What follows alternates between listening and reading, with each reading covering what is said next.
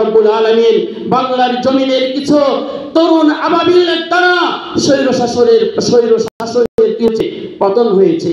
প্রিয় দিনী ভাইরা, যদি কিনা আজকে আমরা যদি ইসলামী রাষ্ট্রের রূপরেখা, ইসলামী রাষ্ট্রের সুফলের কথা যদি জাতিকে যদি বোঝাতে আমরা কি করে ভুল করি এবং সেই দায়িত্ব পালনে যদি আমরা ব্যর্থ হই, তাহলে এর পরবর্তীতে যেই মাসুল আমাদেরকে দিতে হবে সেই মাসুল আর কোনোদিনও কি করা যাবে না, আর তার ক্ষতিপূরণ করা কখনোই কি হবে না, সম্ভব হবে না।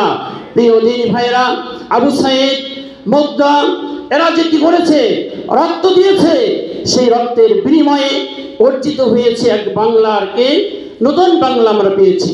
সুতরাং সেটাকে নিয়েও যে ষড়যন্ত্র বসে নাই, সুতরাং সেটা আমাদেরকে বুঝতে হবে এবং বুঝে আগামী দিনে ইসলামী রাষ্ট্রের রূপরেখা জাতির সামনে ইনশাআল্লাহ আমরা যদি সমৃদ্ধ হয়ে তুলে ধরতে পারি, তাহলে আর ওই ধরনের স্বৈর শাসকের পুনরাবৃত্তি ইনশাআল্লাহ বাংলাদেশে ঘটতে পারবে না।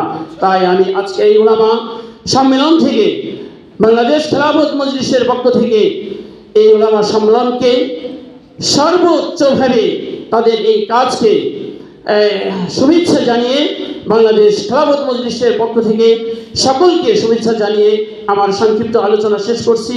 আসসালামু আলাইকুম ওয়া রাহমাতুল্লাহি ওয়া বারাকাতুহু।